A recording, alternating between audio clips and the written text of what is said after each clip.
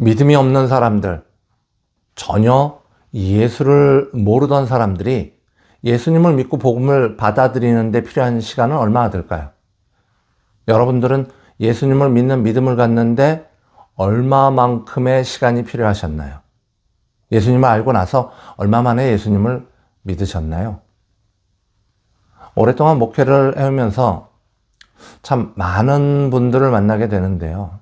특히나 저는 제가 목사라는 사실을 모르고 저를 만나는 분들이 많아서 그런지 자신의 신앙이나 궁금증에 대해 가감없이 말하는 경우가 참 많아요. 이게 저한테 잘 보일 필요가 없잖아요. 그죠? 믿음 좋게 보일 필요가 전혀 없는 거예요. 그래서 그냥 편하게 말할 수 있는 거죠. 근데 이게 참 재미난 사실은 정말 오래 교회를 다녔는데 정말 엉터리인 경우가 아주 많다는 겁니다. 반면에 교회 다닌 지 얼마 안 됐다고 하는데도 놀라운 믿음 안에 계신 분들도 있습니다. 그래서 제가 얻은 결론은 믿음은 차곡차곡 쌓여서 생기는 게 아니구나. 믿음은 시간 간다고 생기고 커지는 게 아니구나. 믿음은 교회 오래 다녔다고 생기는 게 아니구나 하는 것입니다. 바울은 데살로니카에서 아주 짧은 시간 복음을 전했어요. 일반적으로 한 3주 정도의 시간이었다고 하죠. 그러니까 부흥회 몇 번 한 거와 같은 거예요. 그래서 뭘 체계적으로 사람들 한 명씩 붙잡아 앉혀놓고 성경 공부하고 무슨 금식 기도하고 무슨 프로그램 돌리고 1기, 2기, 3기, 4기 이렇게 나눠서 교육과정 거치고 그런 게 전혀 아니라는 말씀입니다. 그래서 그러다 보니까 바울이 걱정이 됐어요. 짧아도 너무 짧으니까 말하자면 쌀을 씻어서 밥을 안 쳤는데 이게 불이 붙은 건지 만 건지를 잘 모르겠던 거죠.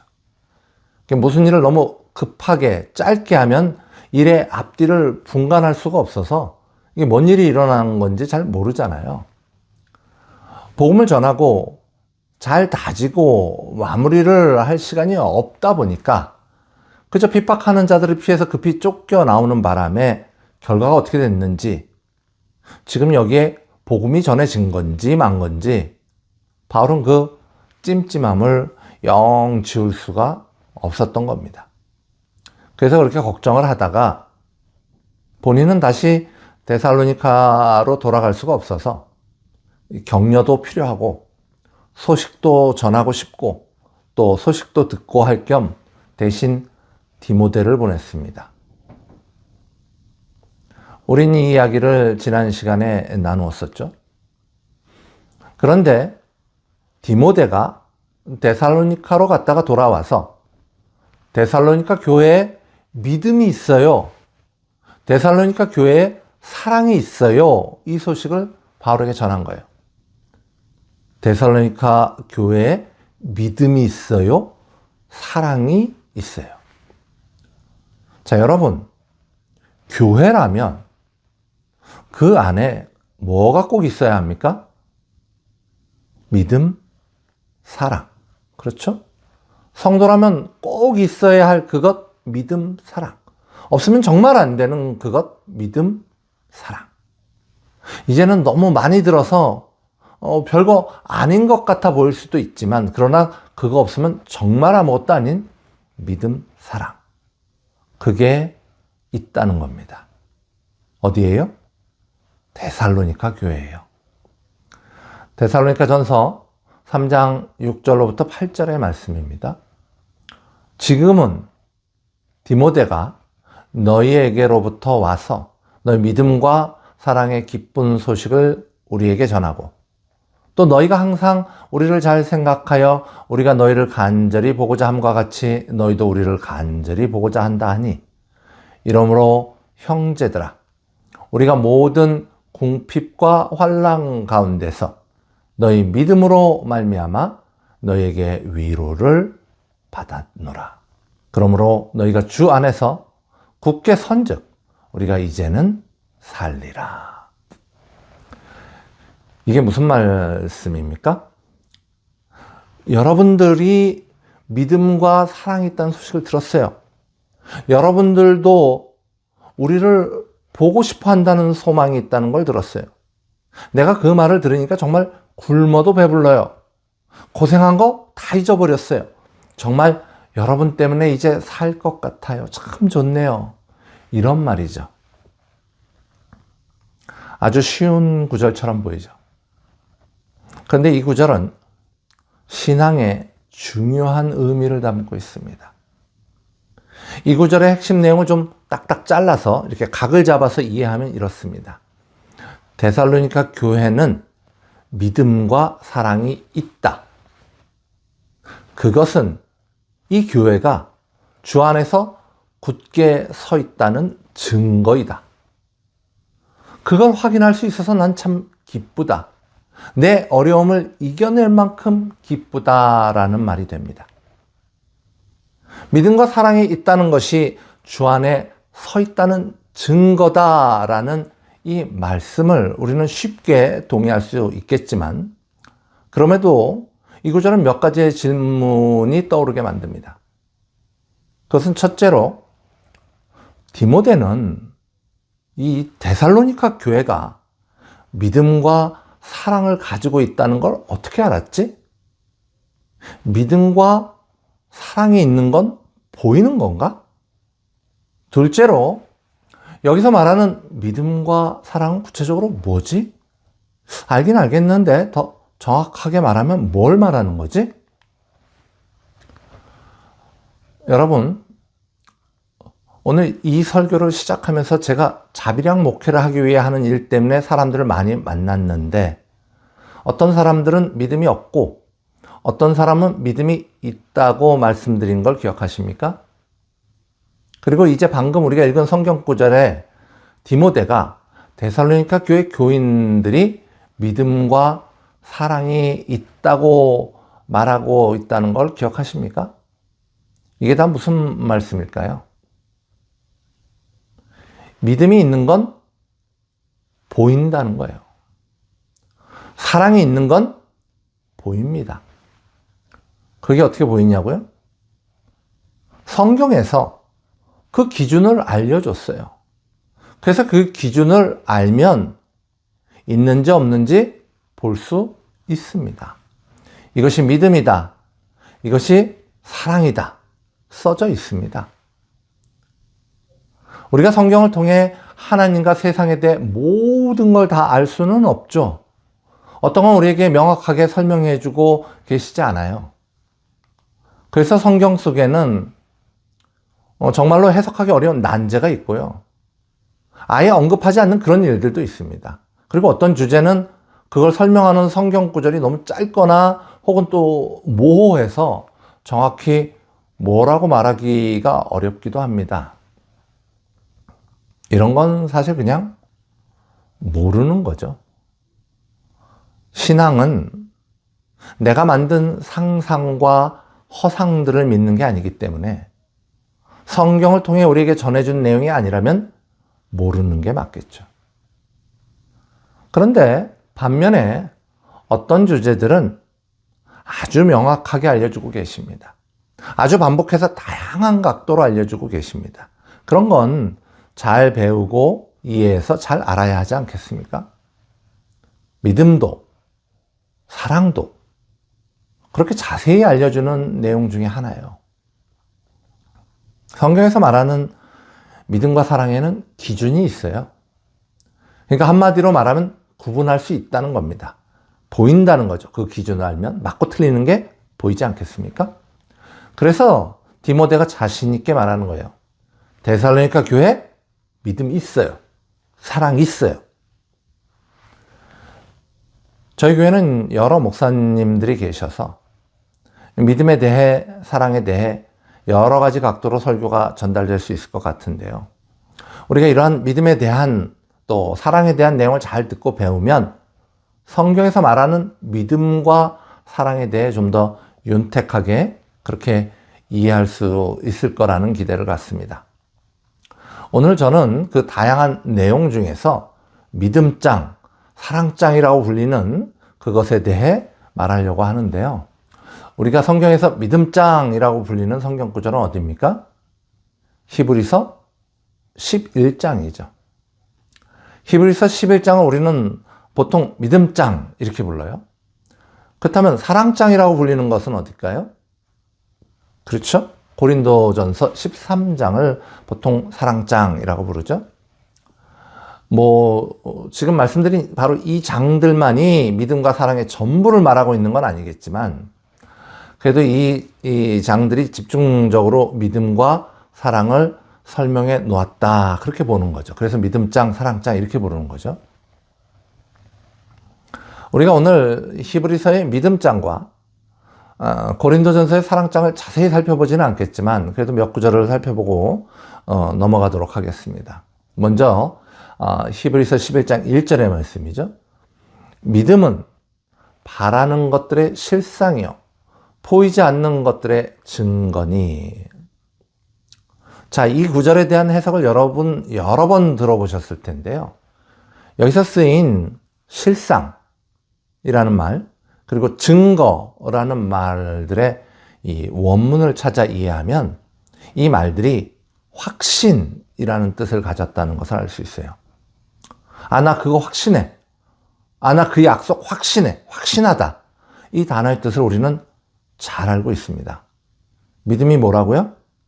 확신하는 거다. 그런데 뭘 확신하는 걸까요? 목적어가 있어야겠죠. 그죠? 히브리서 본문은 믿음의 목적을 바라는 것과 보지 못하는 것이라고 말합니다. 그것은 미래에 우리에게 주어질 구원과 예수 다시 오실 날에 우리가 받을 하나님의 약속입니다. 그것을 우리는 바라지만 그것을 우리는 우리의 눈으로는 지금 현재 볼 수가 없죠. 그래서 우리가 말하는 믿음이라는 것은 미래를 향하고 있는 겁니다. 그렇다면 그 구원과 약속은 무엇을 통해 우리가 알 수 있을까요? 로마서 10장 17절의 말씀입니다. 그러므로 믿음은 들음에서 나며 들음은 그리스도의 말씀으로 말미암았느니라. 구원과 예수 재림 때 우리에게 주어질 하나님의 약속은 하나님의 말씀, 성경을 통해 알 수가 있습니다. 그리스도께서 전한 그 말씀으로 알 수가 있습니다. 그리고 그것은 성령님의 도우심으로 확신할 수가 있습니다. 제가 자주 믿음이란 뭡니까? 라는 질문에 믿음은 아는 것을 확신하는 것이다 라고 답하는 근거가 바로 이 히브리서와 로마서 본문에 있습니다. 또한 히브리서 11장 6절도 여러분과 함께 나누기를 원하는데 그 내용은 이렇습니다. 믿음이 없이는 하나님을 기쁘시게 하지 못하나니 하나님께 나아가는 자는 반드시 그가 계신 것과 또한 그가 자기를 찾는 자들에게 상 주시는 이심을 믿어야 할지니라. 간단하게 이 구절을 나누자면 믿음이 있다는 것은 하나님의 존재하심을 믿어야 한다는 겁니다. 먼저 이렇게 이야기할 수 있죠. 하나님의 존재, 내가 정확하게 다 이해할 수는 없지만 주어진 말씀과 성령님의 도우심으로 알 수 있는 하나님의 존재, 그것을 믿어야 한다는 거죠. 그런데 사실 사탄도 혹은 비기독교인들도 악인도 하나님의 존재를 믿을 수는 있습니다. 야고보서 2장 19절에 이렇게 말하고 있죠. 내가 하나님은 한 분이신 줄을 믿느냐? 잘 아는도다. 귀신들도 믿고 떠느니라. 자, 그렇다면 구원받은 성도들의 믿음은, 이들의 믿음, 귀신들의 믿음과는 무엇이 다릅니까? 그 차이점은 어디서 생기는 겁니까? 자, 성경 구절에 이렇게 써 있죠. 그가 자기를 찾는 자들에게 상 주시는 이심을 믿어야 할지니라. 내가 하나님을 찾으면 하나님이 분명히 내게 구원의 약속을, 그 상을 주실 것이라는 확신, 나라는 개인과 하나님과의 인격적인 약속, 그 약속이 예수 그리스도를 통하여 나에게 전해졌다는 사실, 그것을 믿어야 그 믿음이 참된 믿음이라는 겁니다. 그런 믿음이 귀신도 가지고 있는 믿음과는 다른 믿음이라는 말씀입니다. 이처럼 믿음이라는 것이 뚜렷한 기준을 가지고 있다는 거죠. 그래서 보인다는 거예요. 사랑은 어떻습니까? 사랑은 오래 참고, 사랑은 온유하며, 시기하지 아니하며, 사랑은 자랑하지 아니하며, 교만하지 아니하며, 무례히 행하지 아니하며, 자기의 유익을 구하지 아니하며, 성내지 아니하며, 악한 것을 생각하지 아니하며, 불의를 기뻐하지 아니하며, 진리와 함께 기뻐하고, 모든 것을 참으며, 모든 것을 믿으며, 모든 것을 바라며, 모든 것을 견디느니라. 이 고린도전서 13장에 나와 있는 말씀이죠. 자, 이 사랑이 밖에서 안 보이겠습니까? 사랑은 굳이 드러내려 하지 않아도 온몸으로 보여집니다. 그래서 디모데도, 그래서 저도 그들에게 믿음과 사랑이 있다 혹은 없는 것 같다라고 말할 수 있는 겁니다. 그런데 이처럼 겉으로 드러나는 사랑과 믿음은 그것이 보이는 이유로 서로를 평가하는 잣대로, 구원을 보증하는 율법으로 그렇게 잘못 사용되어질 수 있습니다. 당신 믿음 없어. 당신 사랑 없어. 그러니까 당신 천국 가긴 틀렸어. 자, 이렇게 말하고 나서면 망하는 겁니다. 그렇게 쓰라고 알려주신 게 아닙니다. 비판하고 심판하는 것은 성도의 몫이 아닙니다.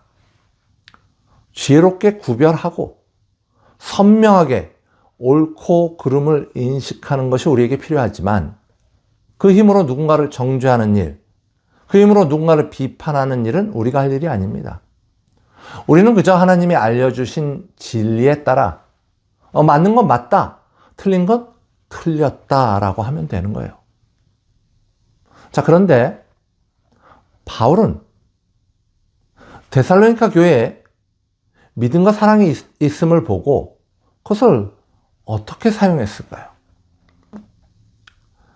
데살로니가전서 3장 7절의 말씀을 다시 한번 읽어보도록 하겠습니다. 이러므로 형제들아, 우리가 모든 궁핍과 환난 가운데서 너희 믿음으로 말미암아 너희에게 위로를 받았노라. 여기서 말하는 궁핍, 아낭케는요, 아주 심각한 가난을 이야기하는 거예요. 조금 부족하고 조금 넉넉하지 못한 게 아니라 그냥 때거리가 없을 정도로, 옷이 찢어질 정도로, 잠잘 곳이 없을 정도로 극심하게 가난한 것을 말합니다. 또한 여기서 말하는 환난은 많은 사람들이 강하게 압박을 해서 그렇게 많은 사람들로 인해서 큰 고통을 받는 것을 말합니다. 물질적으로 도저히 살 수 없을 정도로 가난하고 주변에 수없이 많은 사람들이 나를 자꾸 괴롭힌다면, 보통 이렇다면 우리는 어떻게 해야 위로를 받을 수 있겠습니까? 누군가 와서 큰 돈을 줘서 이 가난을 면하게 해주던지, 누군가 와서 큰 힘을 써서 괴롭히는 사람들 다 쫓아주던지, 그래야 좀 위로가 되지 않을까요? 최소한 좀만 참아, 내가 가서 금방 도와줄게, 이런 말들은 들어야 위로가 되지 않나요? 그런데 바울은 데살로니가 교회에 믿음과 사랑이 있음에 위로를 받았어요.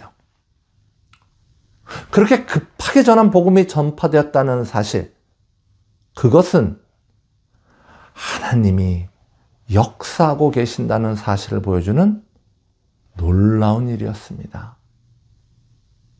나의 부족함을 넘어 하나님이 구원의 놀라운 계획을 이루어가고 있으시다는 사실. 그것으로 바울은 위로를 받은 거예요.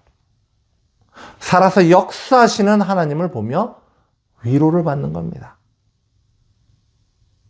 그래서 누군가가 믿음과 사랑이 있고 없음을 볼 때 온전한 성도의 바른 태도는 누군가를 비판하고 정죄하는 도구로 쓰는 것이 아니라 그 안에 역사하시는 하나님의 섭리를 보면서 고단한 삶에 위로를 얻는 것입니다. 힘을 내는 거예요. 내가 이제 살 것 같다. 야, 하나님이 역사하시는 것을 보니까, 복음이 전파되는 것을 보니까 이 가난의 고통, 일상의 어려움, 관계의 압박, 내가 다 이겨내고 살아계신 하나님을 바라보며 이 힘듦을 넘어서서 참 살 것 같아. 이 고백이 나오는 겁니다. 데살로니가전서 3장 8절의 말씀입니다. 그러므로 너희가 주 안에 굳게 선즉 우리가 이제는 살리라. 자, 오늘 설교의 마지막 절로 데살로니가전서 3장 9절의 말씀을 함께 살펴보도록 하겠습니다. 우리가 우리 하나님 앞에서 너희를 말미암아 모든 기쁨으로 기뻐하니 너희를 위하여 능히 어떤 감사로 하나님께 보답할까. 얼마 전 예배 후 친교 시간에 우리 이동현 목사님이 나눔 주제로 은혜 받은 존재로 이렇게 신자가 된 우리는 어떻게 살아가야 하는가라는 취지의 질문을 주신 적이 있습니다.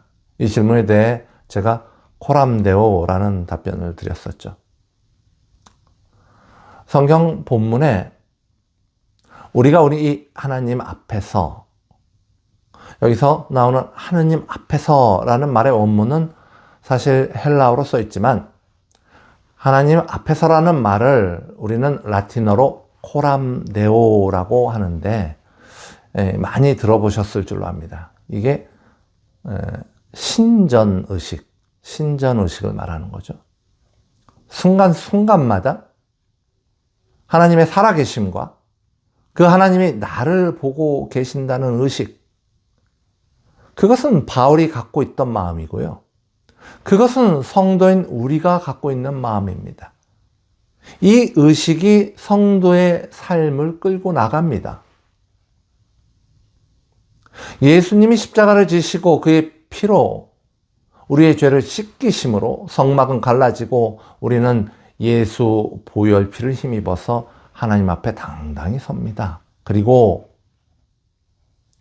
코람데오, 하나님 앞에서 가려져 있는, 숨겨져 있는 그런 삶이 아니라, 죄에 갇혀 하나님과 단절된 그런 삶이 아니라 하나님 앞에 선, 하나님과 동행하는 그런 삶을 살게 되는 것입니다. 이것이 코람데오이죠. 그러기에 성도의 삶 속에서의 참된 기쁨은 세상이 주는 기쁨이 아니라 하나님의 일이, 구원의 역사가, 복음의 전파가 이루어지는 것을 보는 것, 그것이 우리의 기쁨이 되는 것이에요. 나를 넘어서 남이 구원을 얻는 것을 보고 기뻐하는 마음 안에는 하나님의 사랑이 녹아 있습니다. 그 사랑 때문에요, 남 잘 되는 것 보고, 남이 구원받는 것 보고 기쁠 수가 있는 거예요. 바울은 이제 하나님 앞에서 그 기쁨을 누리고 있는 것입니다. 사랑이 녹아있는 기쁨. 그 기쁨이 너무 커서, 그 기쁨이 너무 좋아서, 그 기쁨이 너무 충만해서 어떠한 감사로 하나님께 보답할까, 그 말이 터져 나오는 겁니다. 좋은 친구교회 성도 여러분, 유튜브로 말씀을 나누는 모든 성도 여러분, 무엇이 여러분의 삶의 기쁜 소식이 되겠습니까?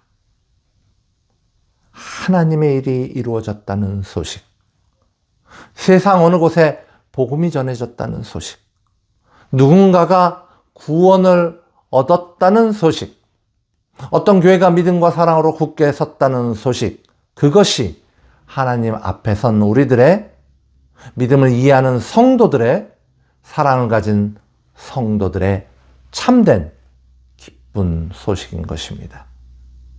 그 기쁜 소식을 구하는 우리들 되기를 간절히 소망합니다.